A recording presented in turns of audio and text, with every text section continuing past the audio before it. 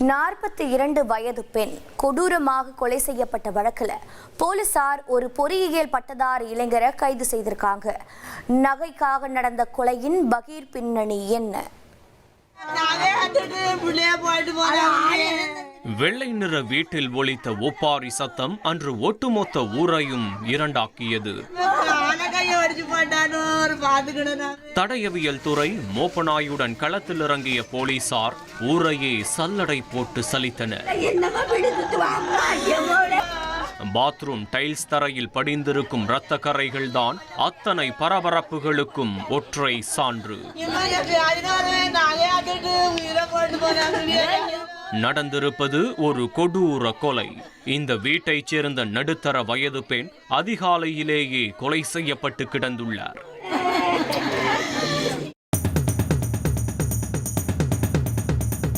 என்ன நடந்தது என்று தெரிந்து கொள்ள செய்தியாளர் சுலைமானுடன் விசாரணை களத்தில் இறங்கினோம்.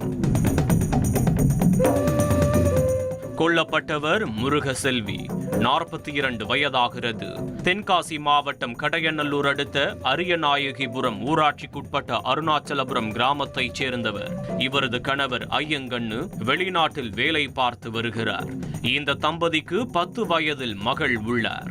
தற்போது மார்கழி மாதம் என்பதால் அப்பகுதியில் உள்ள கோயிலில் தினசரி நடைபெறும் பஜனை நிகழ்ச்சிக்கு முருகசெல்வி சென்று வருவது வழக்கம்.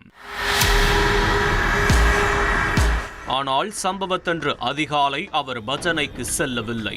மாறாக அவரது வீட்டிலிருந்து முருகசெல்வி அக்கா செத்து கிடக்கிறாங்க என்ற ஒரு அலறல் சத்தம் மட்டுமே ஒலித்திருக்கிறது.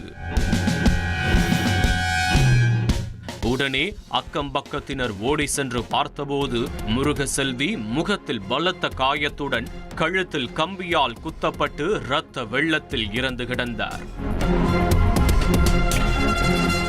இதனையடுத்து போலீசார் சடலத்தை ஆய்வு செய்தபோது முருகசெல்வியின் கழுத்தில் அணிந்திருந்த தங்க நகைகள் காணாமல் போனது தெரிய வந்தது.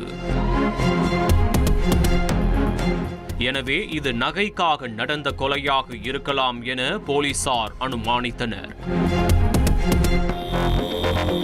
அதனைத் தொடர்ந்து சடலத்தை மீட்டு உடற்கூராய்வுக்காக அனுப்பி வைத்த போலீசார் முருகசெல்வி இறந்து கிடந்ததை முதலில் பார்த்து சத்தம் போட்ட நபரிடம் விசாரணை நடத்தினர். அதில்தான் பல திடுக்கிடும் உண்மைகள் வெளிவந்தது.